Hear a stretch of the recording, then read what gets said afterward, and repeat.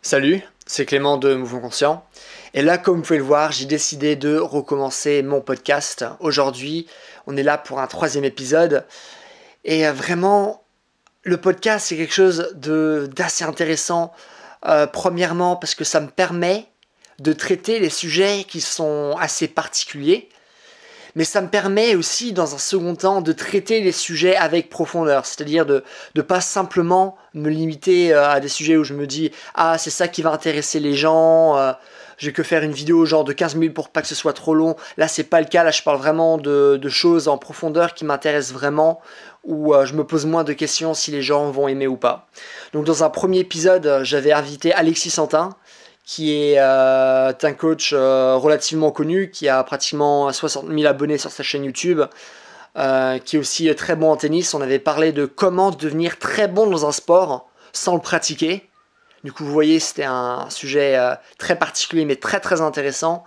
Après, j'avais fait un deuxième épisode où j'avais parlé des fondements philosophiques du mouvement humain. C'est-à-dire quelle est la philosophie, finalement, derrière notre manière de bouger. Ça, c'était un podcast que j'avais décidé de faire seul. C'était un podcast aussi relativement court. Il faisait que 20 minutes, alors que le premier faisait 1 heure. Mais aussi, c'était un podcast qui m'a beaucoup plu. Et là, donc, on se retrouve pour un troisième épisode. Et aujourd'hui, mon invité, c'est Mathieu Hoffman. Alors, Mathieu Hoffman, c'est un guitariste, c'est un bassiste et c'est un compositeur. Alors, il compose dans plein de styles de musique différents, mais majoritairement, lui, il a un groupe de métal. Bon, on va pas parler de métal proprement dit, on va juste parler de musique aujourd'hui. Et pourquoi parler de musique? Parce que la musique est une forme de mouvement. C'est-à-dire que, bien sûr, dès qu'on bouge notre corps, eh ben, c'est du mouvement. C'est pour ça que le mouvement, c'est une pratique qui est vraiment très englobante, globale, complète. Et dans le mouvement, il y a justement cette dimension artistique.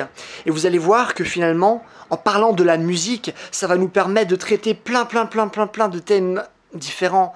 Et vous allez voir que en s'intéressant à l'apprentissage d'un musicien, la manière dont il va apprendre ses instruments, la manière dont il va composer, la manière dont il va improviser, quelle est la différence entre un bon et un mauvais musicien et ce genre de choses, ça va nous permettre de faire plein de rapprochements avec le mouvement. C'est-à-dire que je vais poser des questions à Mathieu, lui il va répondre et à chaque fois je vais ramener ses réponses par rapport au mouvement. Et vous allez voir, vous allez apprendre énormément de choses en termes de mouvement, en termes de santé, en termes de préparation physique et bien sûr aussi énormément de choses en termes de musique. Bref, c'est vraiment un podcast super intéressant. Et donc voilà, je vais arrêter de parler, je vais vous faire écouter le podcast.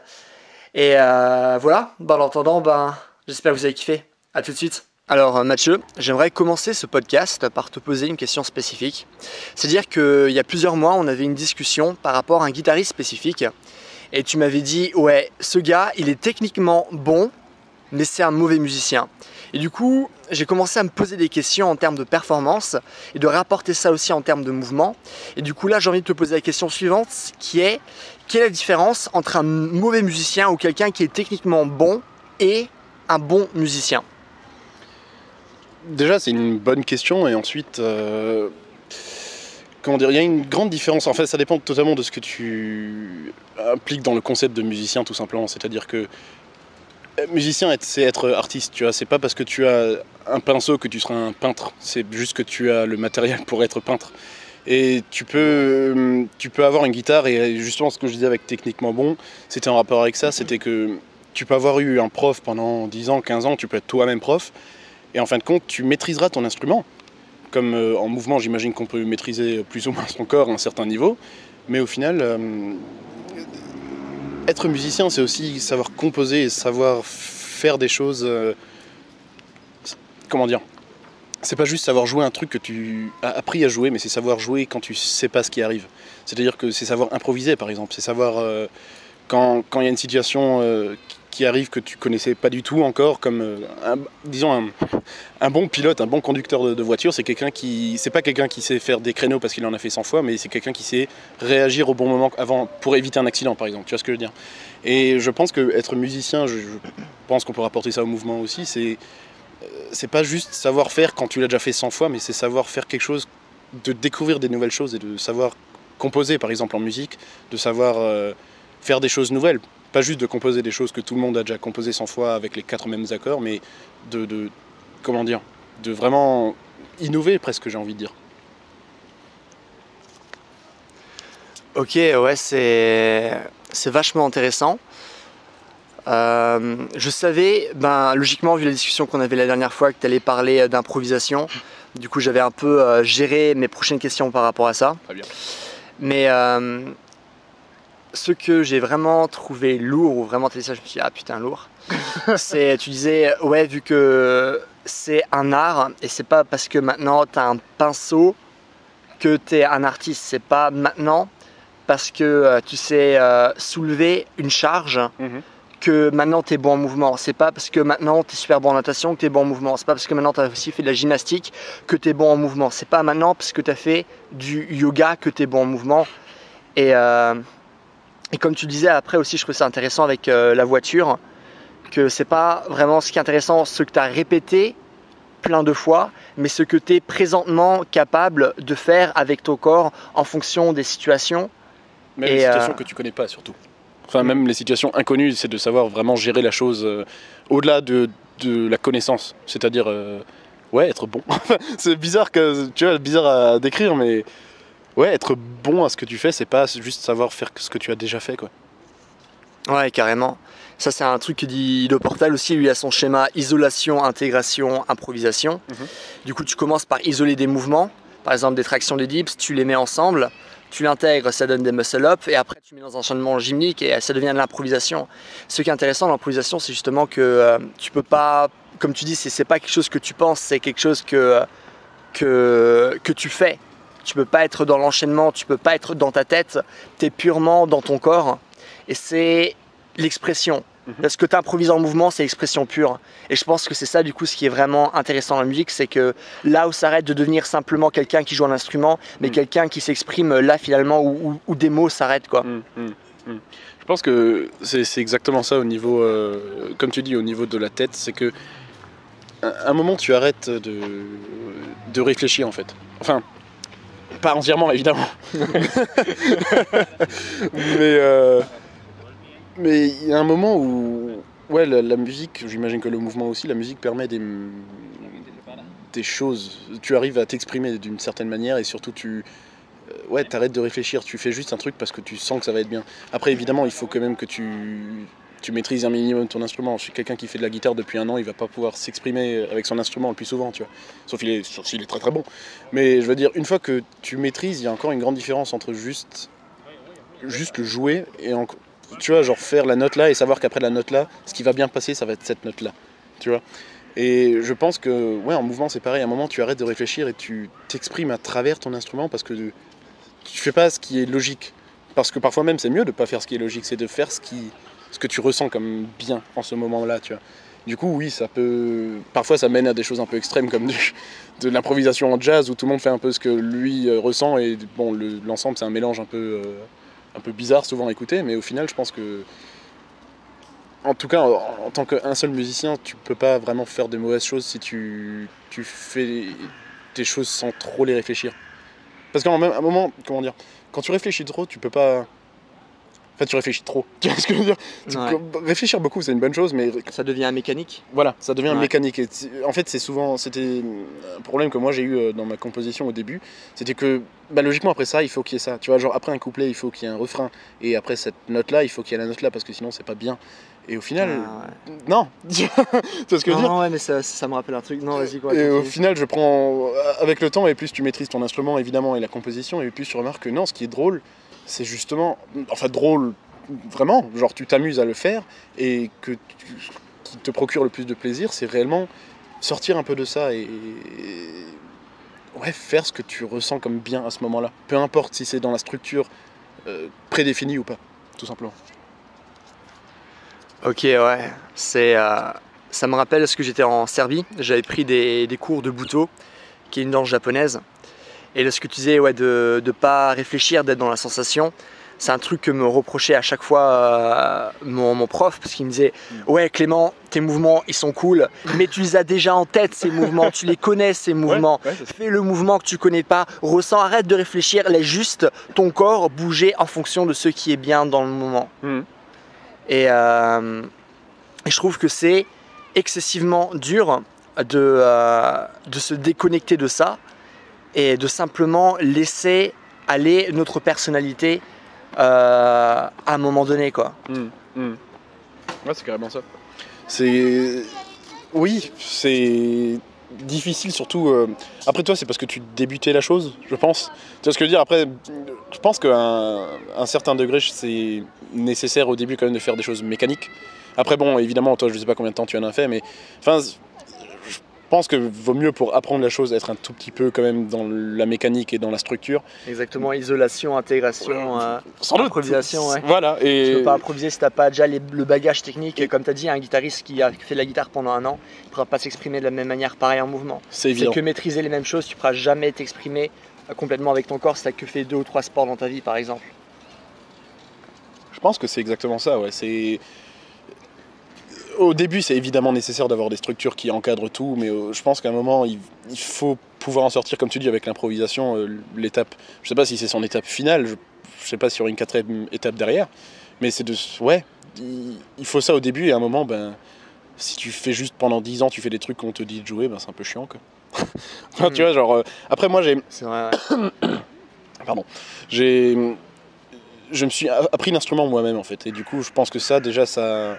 Bon, ça m'a mis un peu des bâtons dans les roues au début, mais au final, je pense que ça m'aide sur le moyen long terme, parce que bah, j'arrive à sortir de ça, tu vois. Enfin, évidemment, à un moment, il faut quand même que tu apprennes les gammes musicales et les conneries comme ça, tu vois. Tu peux pas juste faire n'importe toute ta vie.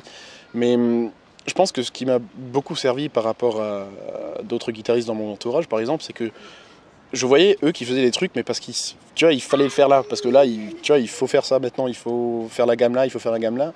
Alors qu'au final, maintenant, c'est plus fun quand...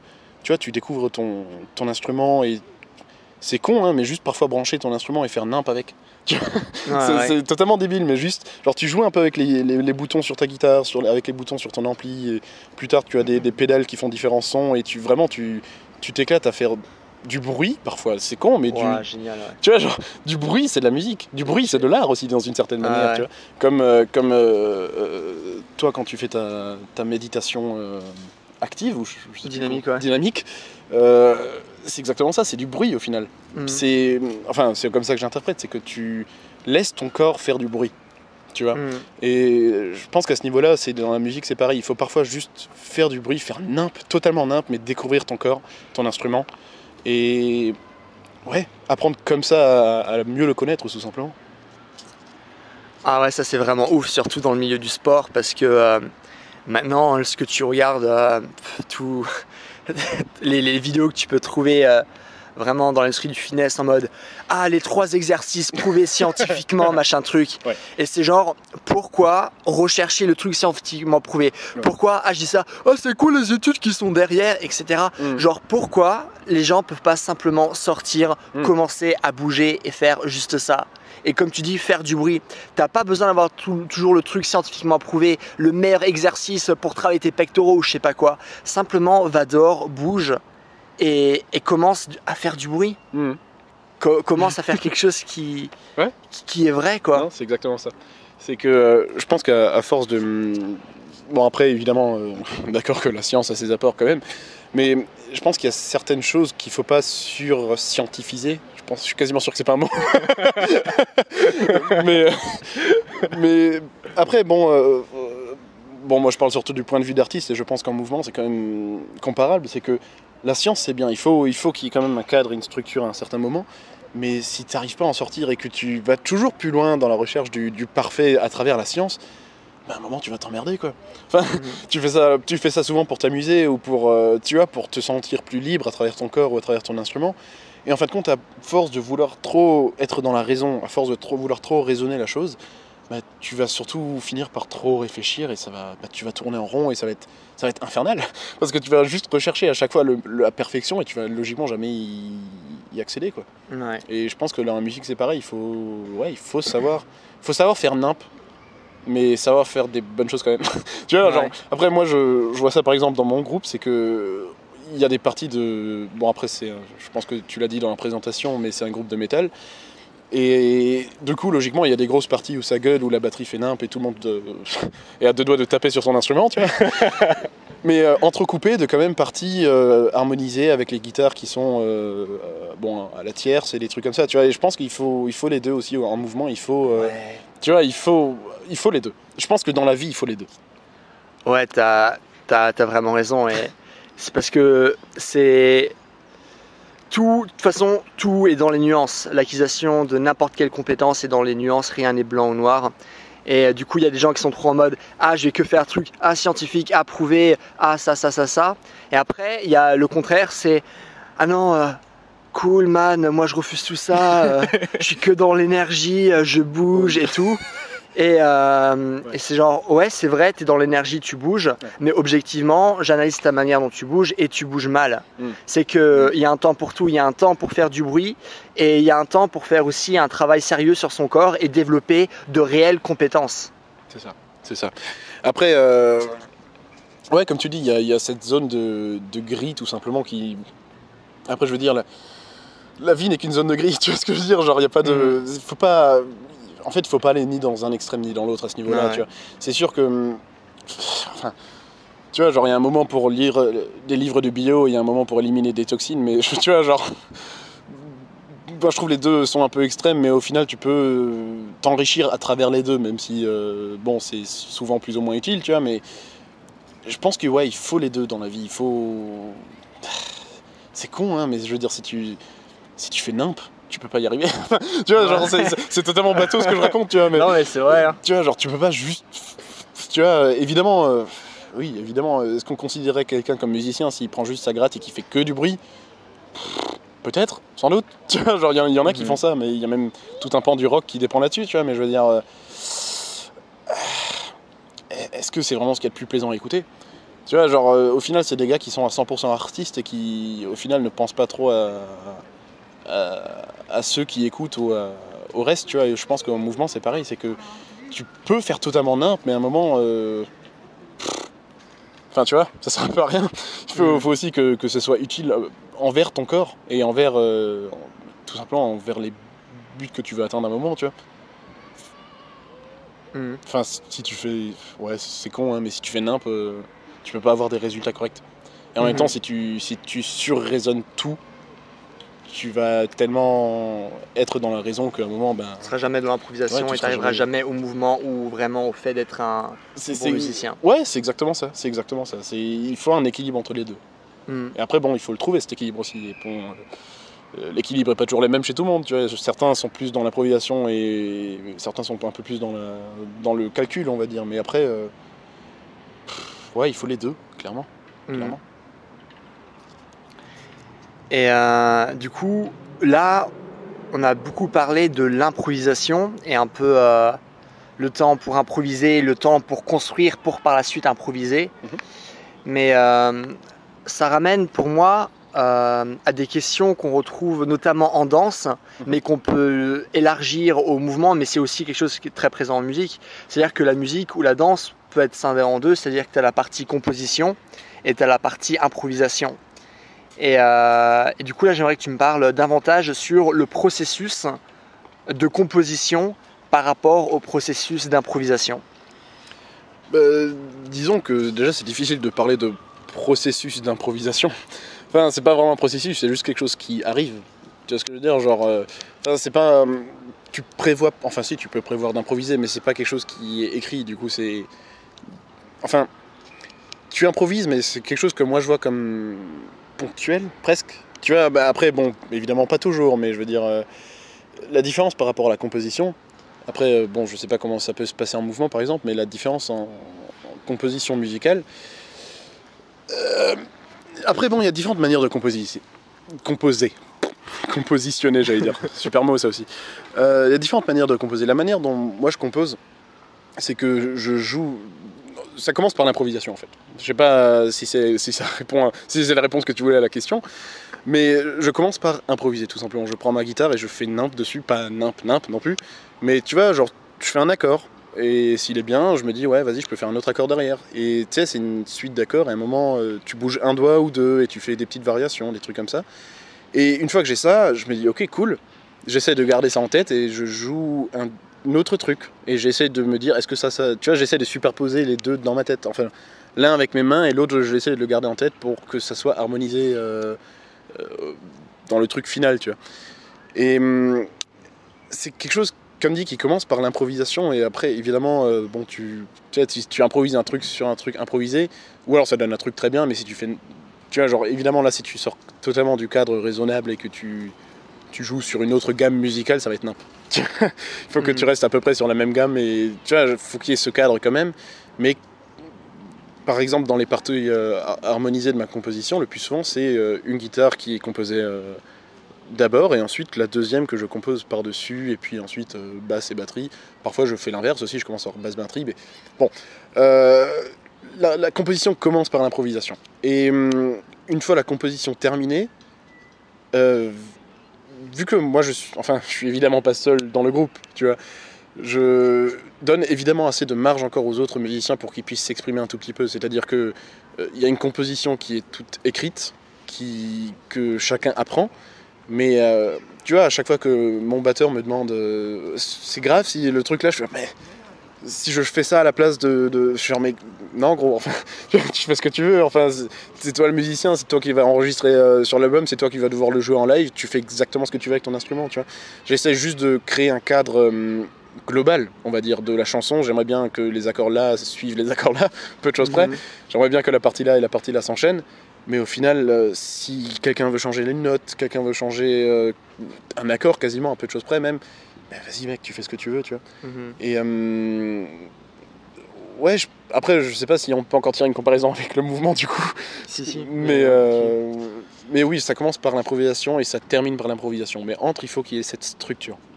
C'est juste cette chose qui existe pour que ça soit tout petit peu cadré, tu vois. Parce que sinon, au début du concert, on prend nos instruments, on fait nimp pendant 40 minutes, après c'est fini, tu vois. Ok, ouais. C'est... Du coup, je trouve qu'il y a vraiment un grand rapprochement par rapport à la danse. Oui, la danse, oui. Peu importe la danse, moi j'ai surtout travaillé en danse contemporaine. Et lorsque j'avais travaillé avec ma prof de l'époque, elle disait que la danse raconte, enfin la composition en danse raconte une histoire. Et vraiment, quand on y réfléchit, chaque composition est obligée de raconter une histoire. Qu'est-ce que je veux dire par là? C'est comme tu as dit, tu as envie que ça suive une gamme, tu pars de gamme en gamme.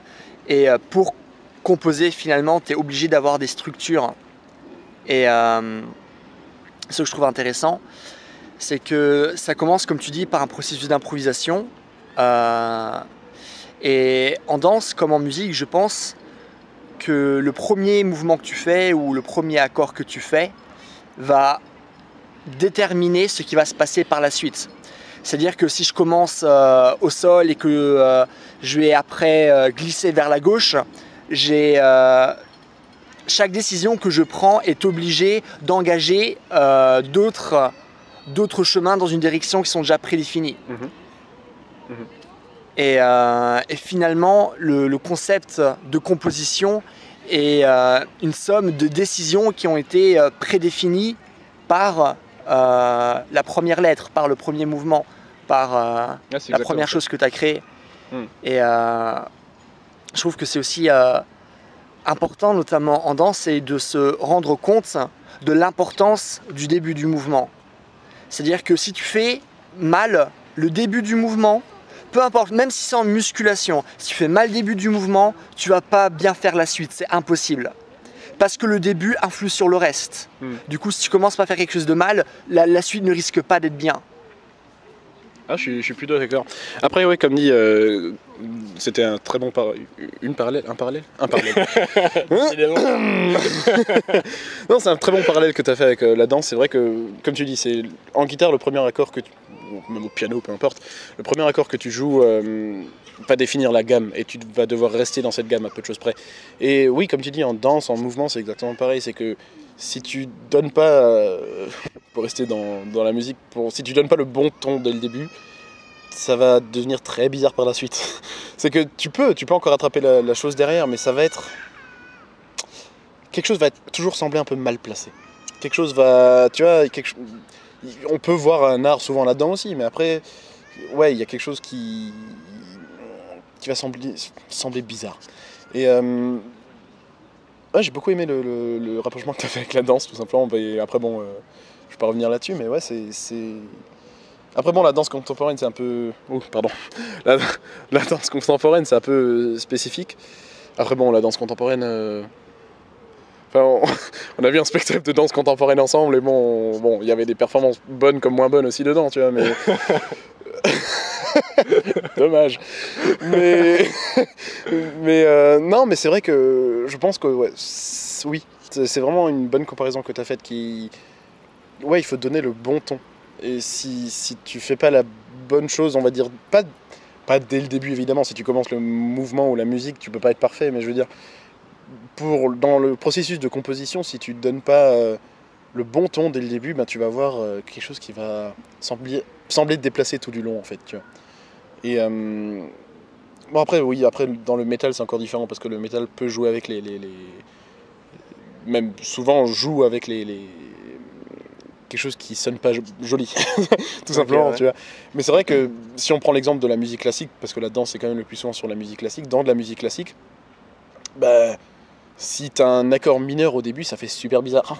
Tu vois, il faut que ça soit le plus souvent un accord majeur. Ou alors c'est une musique qui va être, par essence, mélancolique ou quelque chose, tu vois. Okay. Mais bon, oui, comme dit, le métal, c'est encore assez particulier dans ce genre. Mais c'est vrai que si on parle juste de composition classique, ouais, le premier accord, la première...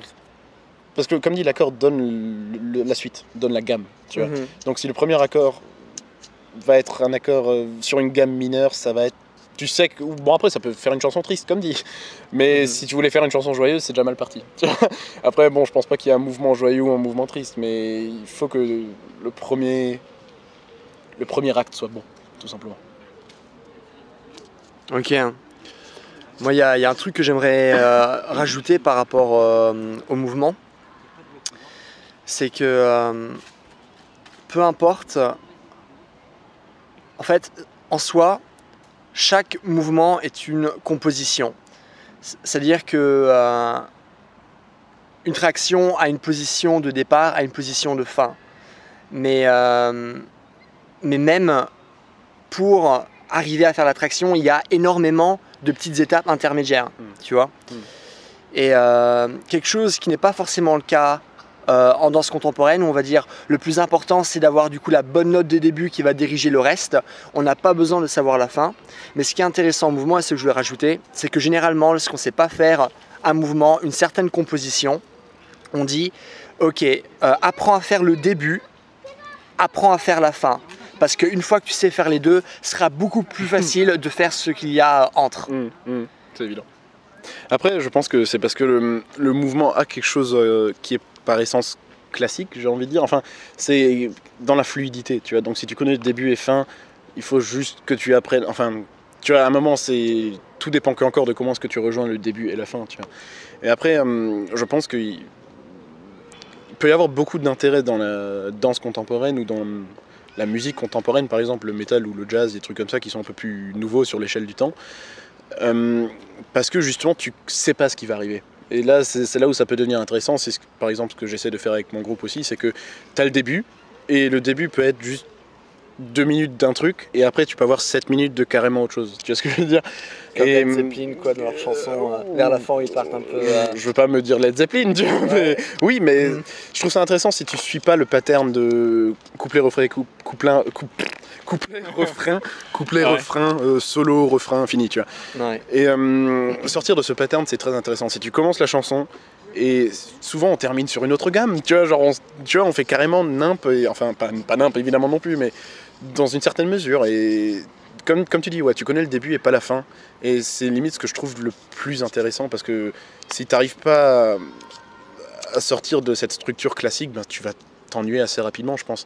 Après, le mouvement, comme dit, est par essence assez classique, et en fait peut avoir une beauté comme une œuvre de Beethoven ou de Mozart peut avoir une beauté, tu vois. C'est que même, genre, tu sais quasiment ce qui va arriver, même si tu l'as déjà entendu 10 fois, tu vas quand même apprécier. Tu vois, tu vas entendre le petit violon qui va venir par la gauche, ou tu vois, genre, tu vas dire putain, c'est quand même cool. Même si tu connaissais le début et fin déjà. Écoute, je suis pas d'accord parce que imaginons, enfin, tu regardes un spectacle de danse classique, tu regardes du ballet. Ouais. Tu sais très bien comment ça va commencer, tu sais très bien comment ça va finir, tu sais très bien ce qu'il y aura au milieu. Enfin, le ballet, c'est ultra beau à regarder, je kiffe, Carrément. mais tu sais ce qui va arriver. En mouvement, c'est pas le cas, parce que justement, le mouvement, le classique fait partie du mouvement, mais le mouvement n'est pas classique. D'accord. C'est-à-dire que le ballet fait partie du mouvement, parce que le ballet, c'est quoi? C'est du mouvement qui est codifié. Mais le mouvement peut être beau comme il peut être moche. C'est que tu peux faire quelque chose qui est totalement beau comme quelque chose qui est totalement bizarre et qui ressemble à rien et qui est laid. Et t'es juste là en train de faire des grimaces, en train de ramper par terre. Et tout le monde se dit what the fuck, pourquoi je suis en train de regarder ça? Et du coup, c'est ça que je trouve bien au mouvement, c'est que justement, tu peux pas te limiter à des concepts de classique et tu n'arrives pas à limiter. C'est pour ça que c'est la pratique la plus complète parce que, enfin, c'est tout simple parce qu'il n'y a pas de règles. Enfin, je veux dire, il n'y a pas de truc mystique derrière, c'est qu'il n'y a pas de règles. Du coup, ça peut pas être Donc limité. Il est très contemporain aussi, du coup, dans son existence, tout simplement. Enfin, ouais, comme tu dis, du coup, oui, c'est quelque chose qui... Enfin, ouais, non, c'était... c'était bien dit, en fait, tout simplement. Il est à la fois un peu classique... Enfin, comment dire? Il se rapporte au classicisme, mais il est très contemporain, quand même, dans son essence. Si j'ai bien compris. Ouais, mais enfin, tout est mouvement en soi. Tu vois ce que je veux dire? Sans parler de délire métaphysique ou... Oui, non, mais oui. Vaut mieux pas, non. Mais ouais, quoi, c'est que ce soit contemporain, classique ou autre chose, et ben tout fait partie du mouvement. Est-ce que toi Après, on inverse les rôles, c'est moi qui te pose des questions maintenant, bien vu. Est-ce que toi tu arrives à voir du mouvement partout? Parce que moi, souvent, j'arrive à entendre de la musique à peu près dans tout. Tu vois ce que je veux dire? Genre, parfois, j'entends... tu vois, bon, dans les films classiques, c'est une théière quelque part sur... tu vois, mais une connerie comme ça. Genre, parfois, j'entends mon voisin qui fait ses réparations avec son marteau et en même temps, moi, je suis en train de passer l'aspirateur et ça fait une mélodie, tu vois. Et est-ce que toi, tu vois des gens sur un vélo ou alors un vieux qui marche, ou est-ce que tu vois du mouvement partout? Ouais. Ouais, carrément. C'est, je crois que je me souviens encore du nom en anglais. Je crois que c'est le Reticular Activation System. D'accord. C'est grosso modo comment on dit, selective focus, ton attention sélective. Comment tu la pètes? Parce que j'ai toutes mes sources en anglais, du coup à chaque fois j'ai du mal à retraduire en français. C'est attention sélective et le truc c'est que toi t'es totalement passionné de musique. Moi je kiffe énormément le mouvement. Et du coup, lorsque tu as quelque chose en tête, c'est impossible après de ne pas le voir partout. C'est comme ce que tu apprends un nouveau mot, tu l'as jamais entendu, tu apprends un nouveau mot, et bizarrement après, tu l'entends tous les jours ce mot, tu dis what the fuck, comment ça se fait? C'est le syndrome Baader-Meinhof, il s'appelle. C'est une fois que tu as appris un truc, tu le vois tout le temps partout. Mais c'est exactement ça. Et surtout lorsque tu es vachement passionné, et du coup, peu importe ce que je vois des gens marcher, ou lorsque je vois juste des gens parler, la manière dont ils vont utiliser leur bouche, ou rien que des trucs comme ça, et ben je pense au mouvement. Et ça me fait même penser à un truc d'Ido Portal que je trouvais ultra marrant. C'est dans un interview où Ido Portal, du coup un des meilleurs coachs en mouvement du monde, et Ido Portal parlait de mouvement par rapport à ses relations sexuelles. et ça m'avait trop fait marrer. Bah ouais, mais c'est que tu peux pas turn it off, tu peux pas l'éteindre, quoi. C'est qu'une fois que tu l'as, tu peux entendre une certaine musicalité dans un acte sexuel aussi, tu vois. Ouais, mais clairement, oui, c'est ouais, j'ai pas pensé à ça. C'est de l'attention sélective, ouais, clairement. Mais c'est très intéressant comme concept, ouais. Il y a autre chose que aussi je voulais encore te poser. Après, je sais pas si ça va réellement être intéressant, on va voir ce que ça donne. Ouais, au pire on coupe. Ouais, au pire on coupe. Exactement. En fait, par rapport à la composition, parce que en fait, ce que tu fais sur ta guitare, c'est du mouvement. Oui. C'est ça le truc, c'est que tu fais du mouvement, parce que tu bouges tout simplement. Et donc en fait, tu transfères tes idées musicales, tu transfères ta personnalité, ce genre de choses, en termes de mouvement. Et moi, ce que je veux savoir, si dans ta composition, ce qui te gêne, ce qui te bloque finalement, ce serait d'imaginer, de créer dans ta tête, où de temps en temps, physiquement, ton corps n'est pas capable de réaliser ta vision? Assez rarement en musique. Pas pour dire que je suis excellent, Non, mais ouais. assez rarement. Après, ouais, je suis d'accord que tu exprimes bon, ta personnalité, je sais pas, mais tes émotions, en tout cas, ça c'est sûr, comme par le mouvement d'ailleurs aussi. Et ensuite, ouais, il m'arrive souvent de... Surtout par... Dans le métal, c'est surtout tendu, tu vois. Ouais, vas-y, Ça va s'entendre, ça? Ouais, ça m'en est pas. Bon, c'est pas Vas-y, grave. continue. Oui, donc je disais, moi moyennement, parce que j'ai des trucs en tête et même quand j'arrive pas à les faire moi-même, j'ai un petit programme ordinateur, comme tu sais, Ouais. sur lequel je peux noter les trucs et je sais que mon guitariste arrivera à le faire. Tu vois, genre moi bof, mais moi, tu vois, mais le plus souvent surtout pour les solos ou des trucs comme ça, tu vois, Ouais. mais la plupart des trucs, au final, quand tu as atteint un certain niveau, ça passe. Mais j'avoue qu'au début, je dis au début, c'était après 3 ans, 4 ans de guitare, il y avait ouais, vraiment ce...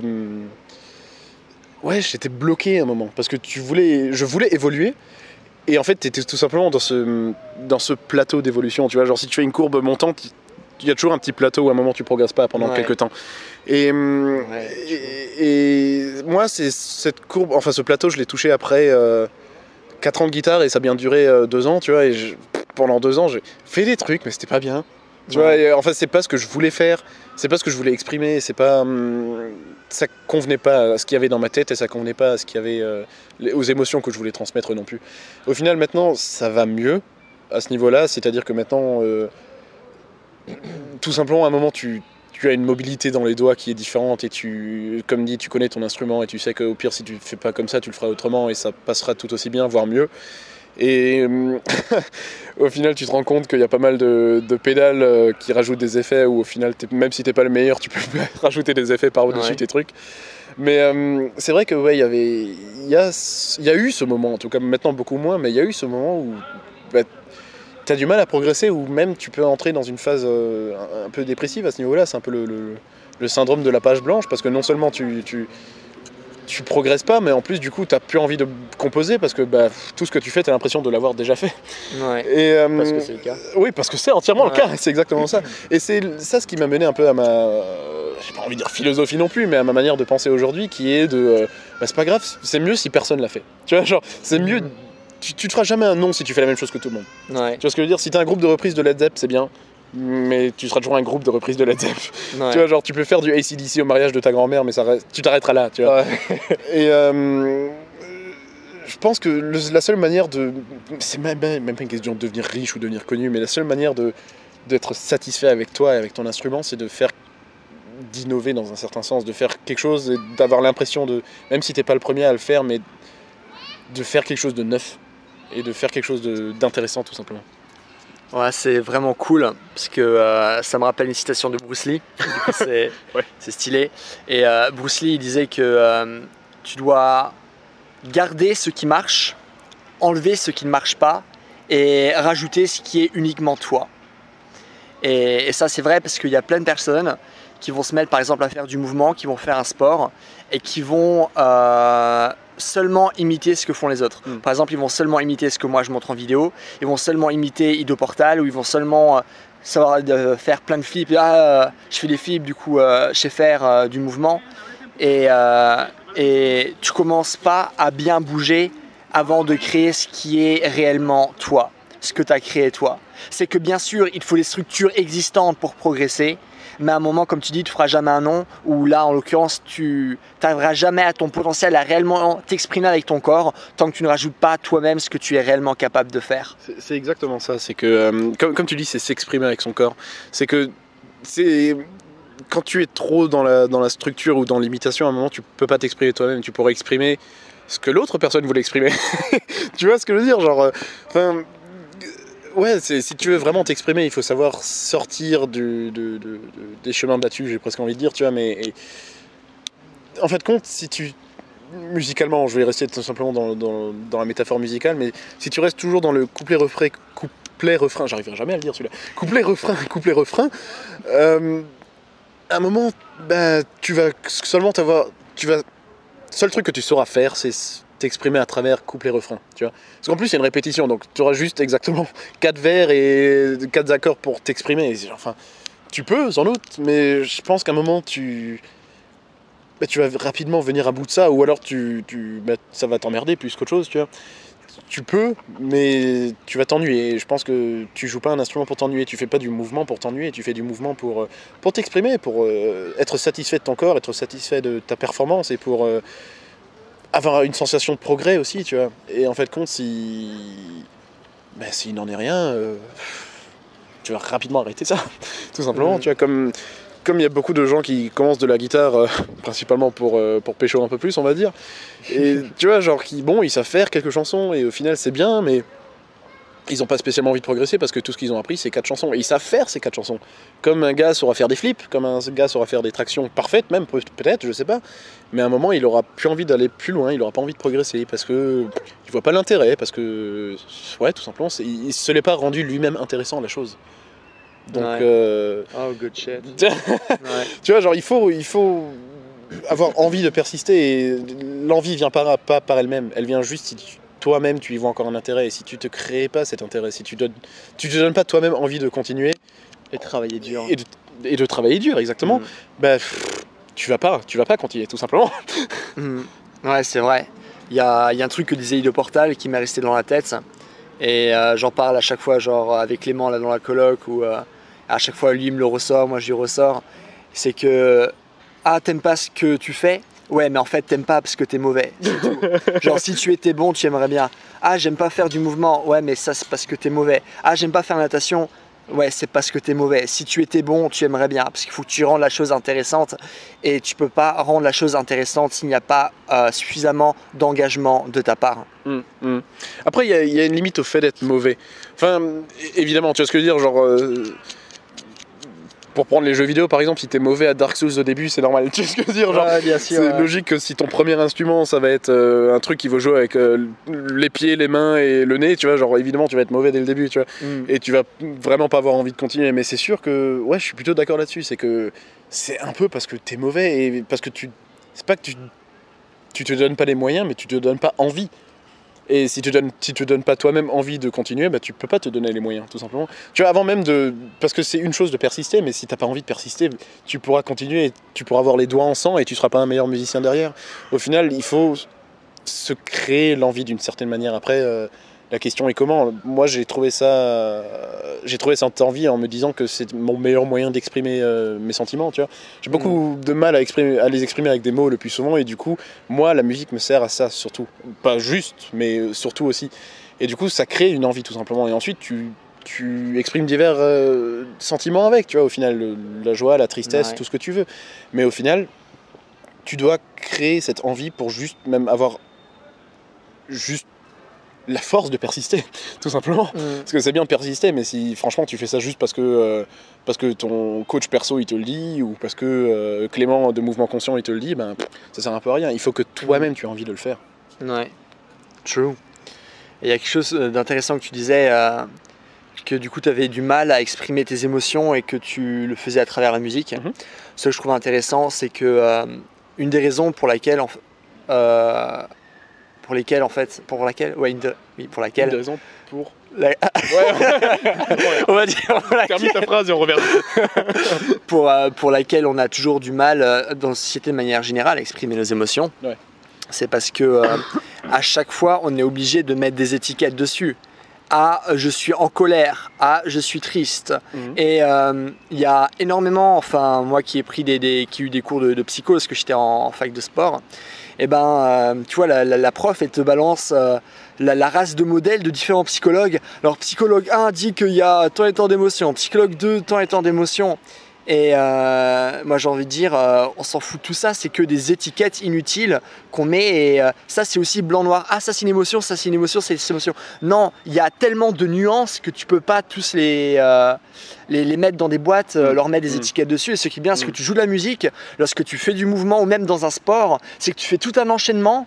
Et t'as pas besoin d'expliquer, je veux dire, et ça retire toutes les étiquettes, et t'es juste dans l'expression réellement. C'est pour ça qu'on arrive à exprimer, parce que c'est l'expression, on met plus d'étiquettes, on met plus de mots qui vont grandement barricader ce qu'on ressent et ce qu'on a réellement envie de dire.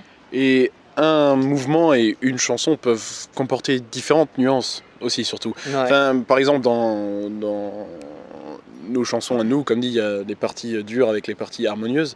Et au final, bah, ça exprime deux émotions totalement différentes, voire même la même émotion, tu vois. Mais je veux dire, comme tu dis, ouais, c'est des étiquettes et souvent... Après, je pense que les étiquettes peuvent avoir leur utilité. Enfin, si tu arrives juste à admettre que tu es dépressif pour aller chez un psy, c'est bien de pouvoir admettre que tu es dépressif, tu vois ce que je veux dire. Mais au final, c'est vrai que c'est toute une nuance. Et je veux dire... comment dire, il y a aussi même des mélanges d'émotions, tu vois, genre, ce que je veux dire, genre, peut avoir de la nostalgie, qui est un mélange de tristesse et de joie, parce que tu repenses à des moments passés, et en même temps t'es triste parce qu'ils sont plus là, tu vois, et, enfin, est-ce que tu dirais que la nostalgie c'est une émotion, tu vois, non, enfin, c'est chelou, enfin, oui, mais non, mais, et, donc ouais, la musique permet tout ça, et la musique permet d'éveiller ces émotions et de les exprimer aussi, d'éveiller dans le cas de la nostalgie et de les exprimer quand tu composes toi-même. Et après, je trouve ça même plutôt intéressant à ce niveau dans comment dire, je crois que j'arriverai pas à l'exprimer ça. C'est chelou. Ouais. Mais essaye. On verra ce que ça donne. Au pire, on le coupe, mais. je trouve ça bizarre comment le mouvement et la musique et tout, même presque à peu près tout à travers la pop culture permet de ressentir des émotions et en même temps de très rarement les exprimer. C'est-à-dire que par exemple, dans le cas de Stranger Things par exemple, ça crée de la nostalgie, pour revenir sur la nostalgie, donc ça te fait ressentir des émotions, mais en fin de compte, c'est très rare que tu les exprimes, à moins que tu fasses de la musique, à moins que tu crées de l'art. Lourd ce que tu dis. Tu vois ce que je veux dire? C'est pour ça que j'ai eu du mal à réfléchir comment je voulais exprimer ça. Genre, c'est lourd, putain, c'est chelou. Carrément, ouais. Et ça aurait été plus facile à exprimer en musique, ça, encore une fois, tu vois. Mais c'est... En fait, il y a on a très rarement une occasion en tant que... je veux pas dire membre de la société, mais je veux dire, c'est bizarre d'exprimer des émotions. Ou alors tu les exprimes avec le mot. Si franchement tu as le verbe assez libre pour pouvoir t'exprimer avec tes mots, c'est bien, mais sinon franchement c'est souvent difficile. Et je pense qu'on est poussé un peu à l'individualisme, donc en plus on a du mal à en parler entre même amis souvent. Et bon, c'est là où un psy peut jouer son rôle, mais au final on a beaucoup de mal à en parler. Et là où l'art permet ça, c'est bien, mais le problème c'est que tout le monde n'est pas artiste. Et est-ce que le mouvement est une sorte d'art? Je sais pas au final, mais il permet d'exprimer des choses qu'on pourrait autrement juste savoir faire après peut-être 8 ans de guitare. Et donc au final le mouvement permet de faire des choses assez expiatoires, disons. Assez utiles pour le bien-être mental et pour le bien-être physique aussi, alors que bon, la guitare du coup non. La guitare permet de faire des choses pour le bien-être mental peut-être, mais tu seras toujours encore gros derrière quoi. Mais ouais, c'est vrai que voilà, je voulais dire ça. Bisous. Cool, non, mais ouais, t'as raison. Et ce qui est bien au mouvement, c'est que ça prendrait du temps à quelqu'un d'apprendre à jouer de la guitare et savoir faire quelque chose pour qu'il puisse s'exprimer. Alors qu'au moins, avec ton corps, même si 99% des gens bougent mal, mais au moins ils savent déjà faire quelques trucs avec leur corps, c'est-à-dire qu'au moins ils peuvent faire du bruit, et au moins avec ce bruit déjà, ils peuvent s'exprimer. Et donc ça, c'est déjà quelque chose. C'est comme tu peux très mal chanter, mais tu peux quand même chanter et exprimer quelque chose. Peu importe si tu chantes bien ou mal, tu chantes. Exactement. Ouais. Est-ce que c'est pas tout ce qui compte? Peu importe si tu vois, c'est con, mais on a tous déjà été, tu vois, un mariage, un baptême, des conneries comme ça, où il y a des gens qui dansent et t'as pas envie de danser. Mais au final, peu importe si tu danses bien ou pas, tu danses. Est-ce qu'il y a pas, qu'est-ce qu'il y a de plus jouissif à juste laisser ton corps s'exprimer, laisser ton esprit s'exprimer à travers ton corps? Et c'est vrai que, bon, du coup, on fait la boucle est bouclée, on revient au début, où, genre, c'est quoi être musicien? C'est difficile parce qu'il faut déjà avoir un niveau suffisant pour pouvoir improviser. Alors que, comme dit, le mouvement, la danse permettent des choses que même la personne pas trop expérimentée peut déjà faire. Après, évidemment, tu peux, comme dit, oui, tu peux faire du bruit avec ta guitare, mais juste que tu arrives au stade à faire des trucs qui soient moins du bruit, c'est quand même tout un palier qu'il faut d'abord une fois franchir, là où le mouvement, je pense, est beaucoup plus accessible. Tout en étant très compliqué quand même, mais plus accessible qu'un instrument, par exemple. Ouais, tout à fait, ouais. Et du coup, ça m'amène, justement, là, tu parles de palier, ça m'amène à une autre question que je vais te poser, qui est que moi, ce que je vais à un concert et que je vois des musiciens, je me dis waouh, c'est ultra cool, j'ai envie de faire ça, c'est tellement cool, mais j'ai juste pas envie de faire tout le travail nécessaire pour être aussi bon. Et ça m'amène à une question qui est pour moi très intéressante et très importante, peu importe le domaine, c'est le processus d'apprentissage. C'est-à-dire que tu vas être un bon musicien ou juste un musicien ou juste faire de la musique, c'est ultra chaud. Si tu veux faire des trucs corrects avec ton corps, c'est ultra chaud. Et je pense pas que la plupart des gens se rendent compte tout le travail qu'il faut faire pour arriver à faire des choses intéressantes avec ton corps et tout le travail qu'il faut faire pour arriver à faire des choses intéressantes en musique. Et du coup là j'aimerais juste que tu me parles un peu du processus d'apprentissage. Alors pour revenir sur ce que tu as dit, oui, c'est un peu quand moi je te vois te tenir juste sur tes mains, je me dis aussi putain j'aimerais bien savoir faire ça, mais ça doit quand même être super chiant. Tu vois, genre wow, tu vois, genre c'est impressionnant mais ça me ferait quand même bien chier, tu vois. Et ouais, alors le processus d'apprentissage c'est long. À la musique, en tout cas, c'est long dans un premier temps. Après, comme dit, moi, je l'ai appris moi-même. Donc, je sais même pas si je suis vraiment habilité à en parler si quand même. Mais tu vois, c'est très différent si tu as un prof ou pas. Parce que je pense que déjà, les gens qui regardent, qui écoutent Mouvement Conscient, c'est des gens qui ont un prof d'une certaine manière quand même. Enfin, je sais pas si tu te considérais comme prof pour autant, mais un gourou, non, un leader suprême, mais non, mais tu vois, genre tu es là pour leur montrer certains trucs. Et honnêtement, c'est là où c'est louable quand même ce que tu fais, parce que moi, évidemment, j'ai pas appris la guitare tout seul, tu vois, genre il y avait des instructions vidéo, en plus c'était sur le YouTube de l'époque, tu vois, c'était, t'avais 3 vidéos et... C'était ghetto, hein. C'était ghetto de ouf. Mais ouais, c'était sur le YouTube de l'époque, et aujourd'hui, franchement, il y a presque toutes les ressources qu'on a besoin, honnêtement, pour apprendre un instrument sur YouTube. Le mouvement est encore... je pense que le mouvement est à peu près au même stade où la musique était à l'époque, où ben, t'as 3-4 vidéos, t'as quelques youtubeurs intéressants, et le reste, c'est surtout des gens qui veulent faire des vues, quoi, à peu de choses près. Ouais. Et ouais, le processus d'apprentissage est long, tout au début, logiquement. On en a parlé à l'instant, je suis passé chez toi à la coloc, comme tu sais très bien. Et il y avait Clément, et Clément avait sa guitare, et on en parlait un peu de lui et la guitare, et il me dit ouais, j'ai encore mal aux doigts quand je joue. Et pareil avec ma coloc à moi qui reprend la guitare depuis quelques mois maintenant, et elle dit ouais, j'ai super mal aux doigts. Ouais, ouais, normal, tu vas avoir mal aux doigts encore quelques mois, tout simplement, tu vois, genre jusqu'à ce que la corne se forme, et je pense on peut faire le rapprochement avec le mouvement, jusqu'à ce que tes muscles ou jusqu'à ce que ta force intérieure se forme pour que tu puisses vraiment faire la chose sans avoir trop mal.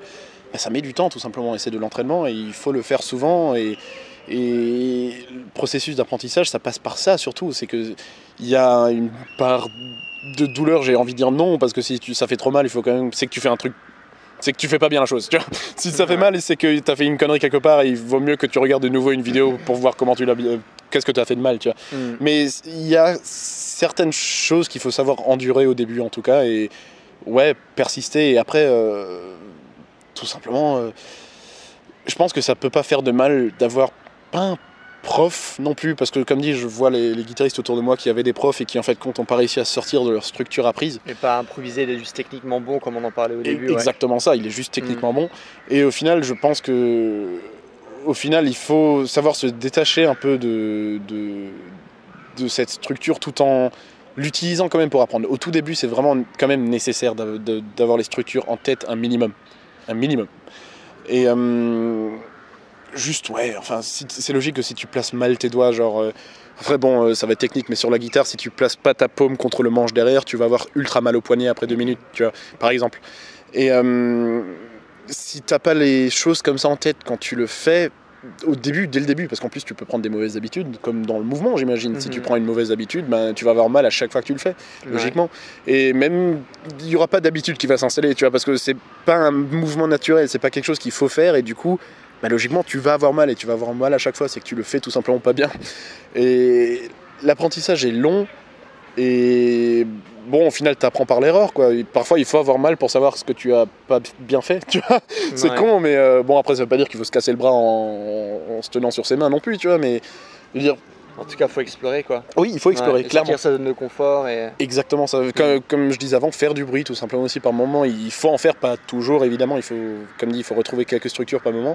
Mais il faut savoir improviser. Il faut parfois endurer un peu de... Pas de souffrance non plus, mais il faut savoir se dépasser un peu, tout simplement, j'ai envie de dire, tu vois. Et savoir persister tout en essayant de progresser quand même, sans toujours refaire les mêmes conneries. Et ouais, apprendre par l'erreur, tout simplement, quoi.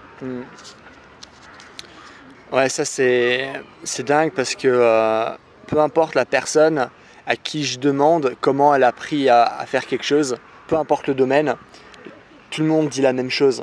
Tout le monde qui s'est suffisamment entraîné dans son domaine a vécu le même chemin en fait. De se dire, bah ok, au début tu es déjà obligé d'avoir un prof. Ouais. Ce prof peut être présent sous forme d'un gars qui fait des vidéos sur YouTube, d'un gars que tu as vu, je sais pas, jouer dans la rue ou un film que tu as pu voir. Enfin, il faut un prof, mais après il y a toujours l'analogie du chauffeur, ou ce que je dis à chaque fois, c'est que, imaginons que tu as une belle voiture, que tu as un chauffeur, et que c'est toujours lui qui roule ta voiture à ta place. Peut-on réellement dire que tu connais ta voiture? Ah non, non, pas. Parce que tu l'as jamais roulée. Ah, c'est ça. Et certes, c'est bien qu'on te montre des petits trucs à faire, des petites isolations que tu peux ensuite intégrer comme ça et t'apprends à rouler, mais au bout d'un moment, il faut que tu roules toi-même. Et après, ça dépend des gens, mais genre moi, c'était ultra chiant d'apprendre parce que j'avais mes cours de conduite, j'aimais pas ça. Et comme là, tu disais avec ta coloc qui reprend la guitare et qui a mal au doigt, ou lorsque tu vas reprendre le sport, et ben tu vas en chier pendant certains moments. Et surtout que, comme on disait, c'est qu'il faut sortir de ta zone de confort, quoi. Mais je pense que... Désolé, okay, termine. C'est que à un moment c'est ultra cliché, tellement cliché, mais c'est qu'en sortant de ta zone de confort que tu vas progresser, pour la bonne et simple raison que sortir de ta zone de confort te force à être présent. C'est-à-dire que moi je parle du concept de zone de présence. Imaginons tu commences à faire un poirier. Tu apprends le truc, tu n'as jamais fait le poirier avant et du coup il y a tout ton corps qui doit être concentré, tout ton esprit qui est concentré pour pouvoir le faire. Par contre tu fais ça pendant 2 ans, en faisant ton poirier tu pourras avoir une discussion et tu n'auras plus besoin d'être si présent. Ouais. Et du coup finalement, ok certes tu as appris à faire un poirier, mais ce poirier que tu fais aujourd'hui, il t'apporte plus rien du tout en termes de mouvement. Parce que tu n'es plus dans ta zone de présence. Et du coup, pour être nouveau dans ta zone de présence, il faut que tu aies un problème assez conséquent auquel tu dois répondre, que tu sois en dehors de ta zone de confort. Ça ne veut pas dire aller maintenant faire un marathon à poil, sous la neige ou je sais pas.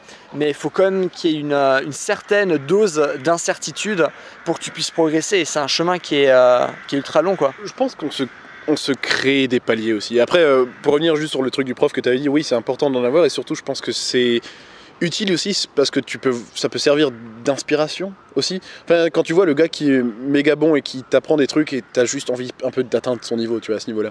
Et ensuite, ouais, pour revenir sur ce que tu as dit à l'instant, ouais, clairement, je pense qu'on se crée des paliers. Il faut peut-être même se créer des paliers, je sais pas, mais pour faire une analogie, c'est un peu comme les gens qui se mettent à faire du crossfit par exemple, tu vois. C'est que leur vie est un peu trop facile et du coup ils se mettent à soulever des pneus. Et enfin, tu vois ce que je veux dire? C'est qu'au final, à un moment, quand t'es trop à l'aise avec ce que tu fais, bon après, c'est une analogie évidemment, mais quand t'es trop à l'aise avec ce que tu fais, il faut que tu te crées de la difficulté tout simplement parce que sinon tu t'emmerdes. Enfin, tu vois ce que je veux dire? Si tout est trop facile, c'est comme si tu joues à un jeu vidéo et que tu as tout le temps les codes de triche activés. Tu vois ce que je veux dire? Genre, tu fais chier rapidement. C'est drôle, mais après une demi-heure, une fois que t'as tué tout le monde avec ton bazooka, c'est moins drôle quand même. Tu vois, enfin, genre... tu perds totalement l'intérêt. Ouais, il n'y a plus d'intérêt en fait. Et je pense qu'il faut du défi tout simplement pour qu'il y ait de l'intérêt. Et ça compte pour tout dans la vie au final. Tu vois, ça compte même pour la vie en soi.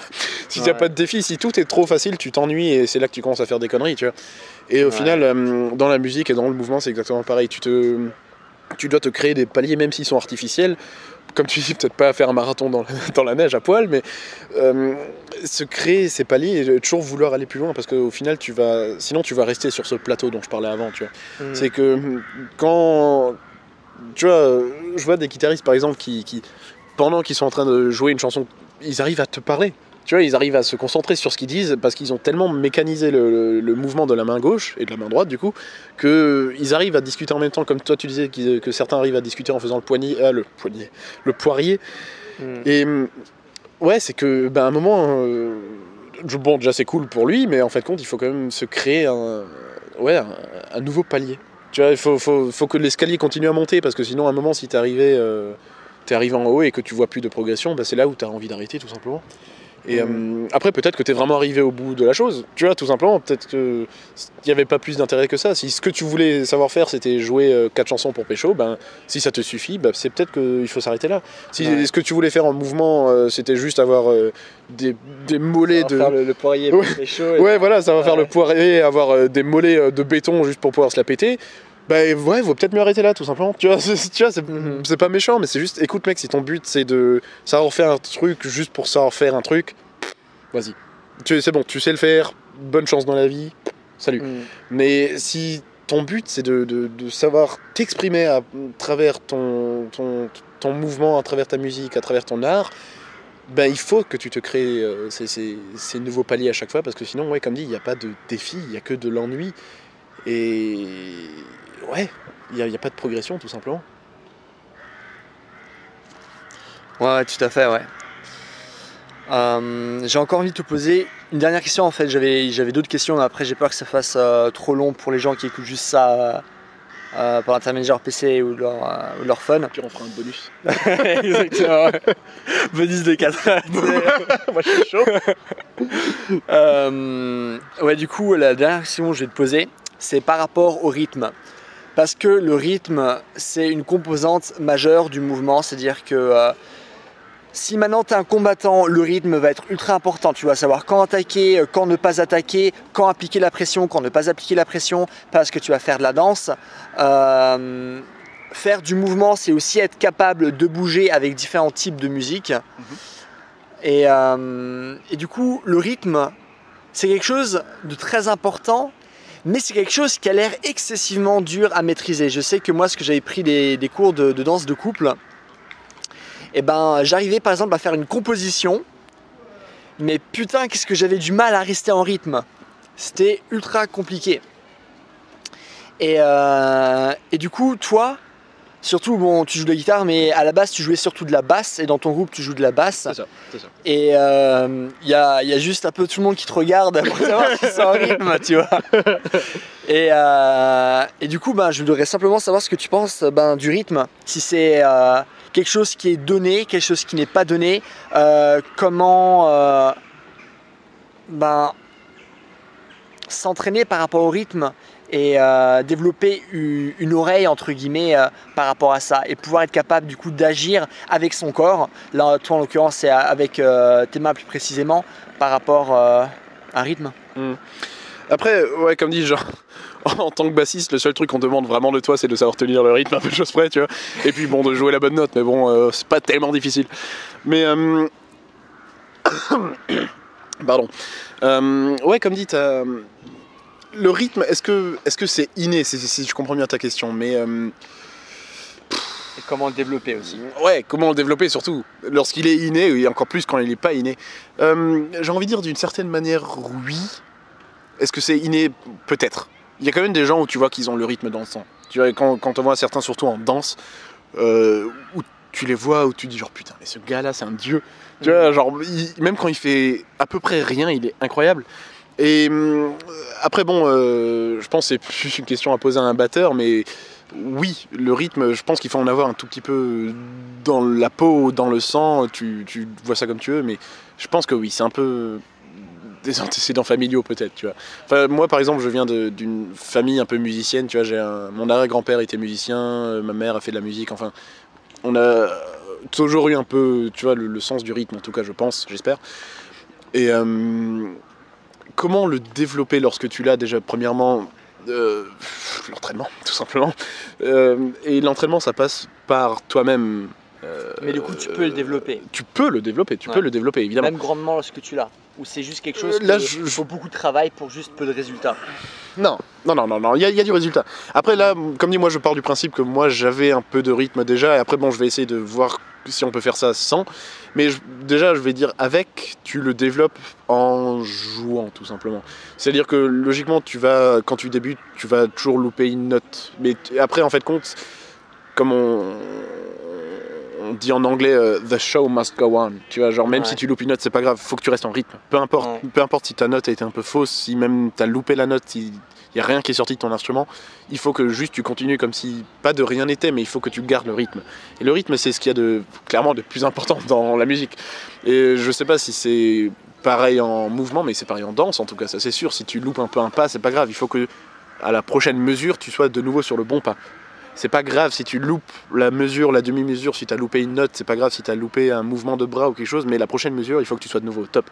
Donc clairement, il faut que tu arrives toujours à être déjà dans le moment présent et que tu aies bossé ce rythme, que tu le connaisses tout simplement. Tu le développes en jouant et tu le développes évidemment en écoutant. C'est con, hein, mais juste écouter de la musique et... toi et moi, on a vécu ensemble, tu sais que souvent je tape sur des tables, je tape avec mes pieds, juste... écouter de la musique et taper en rythme ou juste même avoir une musique en tête et taper en rythme, ça développe déjà beaucoup le rythme, en tout cas en musique, en mouvement. Intéressant, du coup ce serait une habitude. Une habitude à mettre en place du coup tous les jours, comme toi tu tapes dans tes mains, de prendre des petites habitudes comme ça dans sa tête, d'avoir des rythmes et d'avoir des petits, pas vraiment des tics, mais des petits comportements quotidiens, profiter finalement de l'environnement pour progresser en rythme. Après, moi, c'est un peu par déformation professionnelle, j'ai envie de dire. Tu vois, enfin, je tape parce que j'ai un rythme en tête déjà. Genre, je sais pas, je me mets un rythme en tête en tapant. Tu vois ce que je veux dire ? Mais le contraire m'a l'air aussi possible. Ça doit être possible, ça doit être clairement possible, ouais, franchement. Après, moi j'ai connu l'inverse. Je pense que c'est possible, honnêtement. Après, maintenant, si on dit que quelqu'un qui a pas du tout de rythme, mais vraiment pas du tout, c'est faisable. Ça prendra évidemment encore beaucoup plus d'entraînement. Là, il faudra... je pense qu'un rythme se développe. Je pense qu'une musicalité se développe. Je pense pas qu'il y ait des cas perdus. Tu vois ce que je veux dire ? Mon petit frère, il a commencé le piano il y a 3 ans. Et c'était évidemment pas très bon au début. C'était même plutôt mauvais. Et au final... après, bon, oui, comme dit, il y a quand même les antécédents familiaux, mais je veux dire, il n'y a pas de cas perdu. Il y a toujours une musicalité quelque part qui se forme à un moment. C'est juste à force de persister, à force de... c'est con, hein, mais c'est juste de l'entraînement et c'est juste jouer et aussi, comme dit, savoir écouter. Ça aussi, même pour les personnes qui n'ont aucun rythme, je pense que c'est important. C'est déjà s'entraîner soi-même sur son corps et tout simplement regarder ceux qui sont mieux que toi. Tu vois, genre, à un moment, quand t'es pas bon, tu vas pas progresser si tu restes pas bon et que tu continues à faire de la merde, tu vois, comme ce que je disais avant, même si tu te fais mal en jouant, c'est que tu fais quelque chose de mal. Et c'est là où il faut aller chercher de l'inspiration tierce, tout simplement. Il faut aller regarder comment est-ce que les pros le font, comment est-ce que ceux qui sont pas même tellement mieux que toi, juste ceux qui sont un peu mieux que toi. Genre, par exemple, un mariage, celui qui est en train de danser, qui fait nimp, mais qui a le rythme dans la peau, juste observer comment est-ce que lui il fait. Parce qu'il fait nimp, mais il a quand même le rythme dans la peau. Tu vois, c'est pas grave de pas savoir danser, mais le tout c'est d'avoir ce rythme, quoi. Et après, je pense que tu peux le développer juste en regardant, peut-être pas les modèles non plus, peut-être pas les meilleurs au monde, mais juste, commencer par des petits pas et développer ça peu à peu, le faire soi-même et regarder, quoi. Ok, moi ça me fait penser à 2 choses. Ça me fait premièrement penser à Pavel Tsatsouline, qui est un préparateur physique russe. Il lui dit tout simplement, tu veux savoir faire beaucoup de traction, fais beaucoup de traction. Tu veux être bon en mouvement, fais beaucoup de mouvements. Tu veux être bon en pompe, fais beaucoup de pompes. Tu veux savoir faire le salto, fais beaucoup de saltos, etc. Et vraiment d'avoir cette démarche simple. Ok, t'es pas bon en rythme, et travaille beaucoup le rythme. Fais ça tous les jours, fais ça plusieurs fois par jour, et au bout d'un moment tu y arriveras. Deuxièmement, ça me fait penser à la règle des 33%. C'est une règle, on en parle souvent en dev perso, en développement personnel, qui dit que tu dois passer 33% de ton temps avec des personnes qui sont meilleures que toi, parce que ça va t'aider à progresser.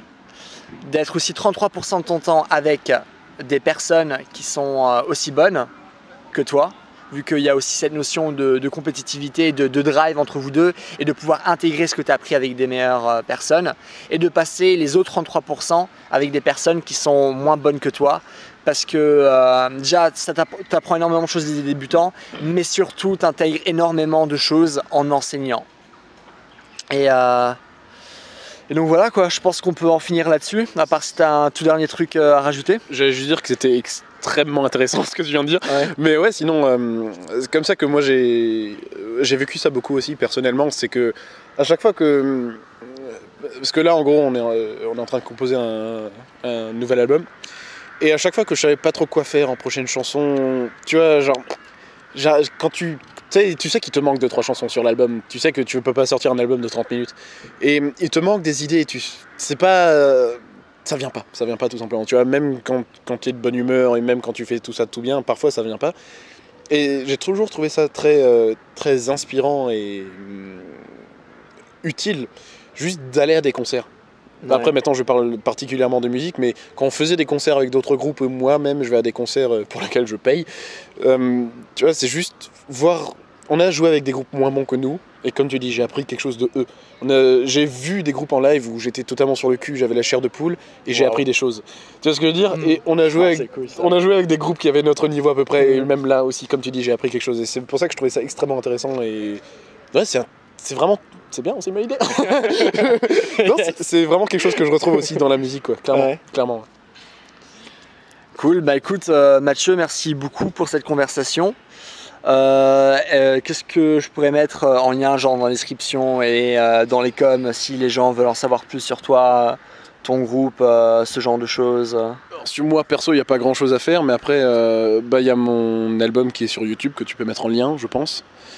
Et sinon, moi personnellement, je pense pas que je sois de grand intérêt comme ça, mais sinon, ouais, on sort un nouvel album à un moment en 2019. Et voilà, je fais ma pub. Et ouais, s'il y a des questions encore sur la musique ou quelque chose, je vais voir si je peux y répondre en commentaire, ou alors je dirai à Clément et Clément y répondra à ma place, quoi. Mais merci beaucoup de m'avoir accueilli, de m'avoir donné la parole. Mais non, ça fait plaisir, merci. Bah écoute, ça m'a aussi vraiment fait plaisir, et donc pour vous qui avez écouté le podcast, j'espère que ça vous a plu. Et comme d'hab, si vous avez aimé, n'hésitez pas à mettre un j'aime, moi ça me fait plaisir, ça fera aussi surtout plaisir aussi à Mathieu. Ouais. Et si vous tombez sur cette vidéo par hasard, ce qui m'étonnerait énormément, mais abonnez-vous. Et donc voilà, je mettrai du coup toutes les informations concernant Mathieu, son groupe en description. Je vous mettrai aussi un lien vers sa chaîne en fin de vidéo, son groupe, ouais. Et donc voilà, merci d'avoir écouté ce podcast et à la prochaine, bye, bisous.